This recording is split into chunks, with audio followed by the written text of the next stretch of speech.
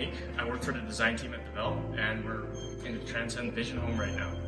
The nice thing about this house is that it's basically an experimental house. We're replacing a couple of things in this house. For example, our heating and cooling system will be a radiant system. This is the first time that we've ever used it. It's an Uponor system that basically is combined into our gypsum ceiling boards.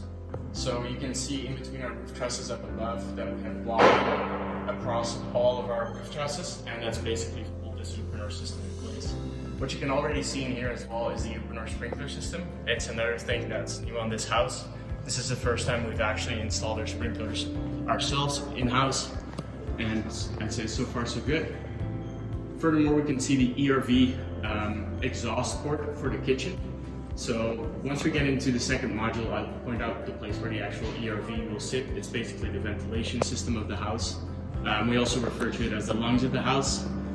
And that just travels all the way back to the vitality room in the back. And then if we have a look in the front of the house here. So right now we're in the entry of the house, and within the entry we can see two Uponor manifolds, and that's all for the radiant heating in this particular house.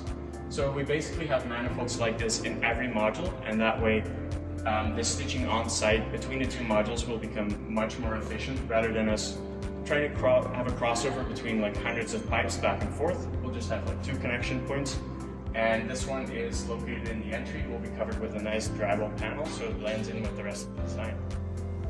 So right now we're in the second module of the Transcend Vision home, and as you can see right here in this wall we have quite a few pipes ducting going up into the walls, and it's a great example of how we first model everything in 3D, spot where all of our piping, all of our MEP needs to go, and our machines actually punching out holes for us to put all these pipes and ducting to just go through the walls.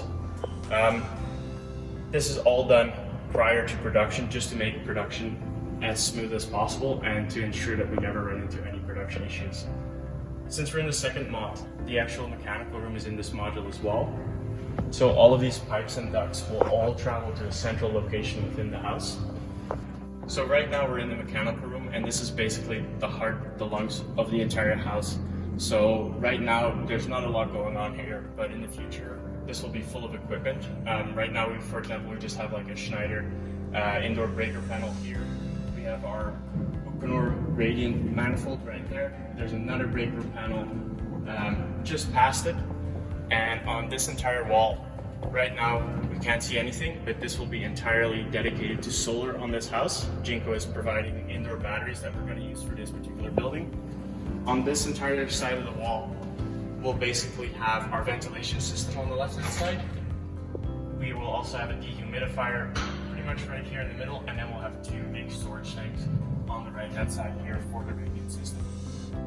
Furthermore, you can see a duct up here as well, and that will be connected to the Broan humidifier, and that travels all the way back into the living room of the other building.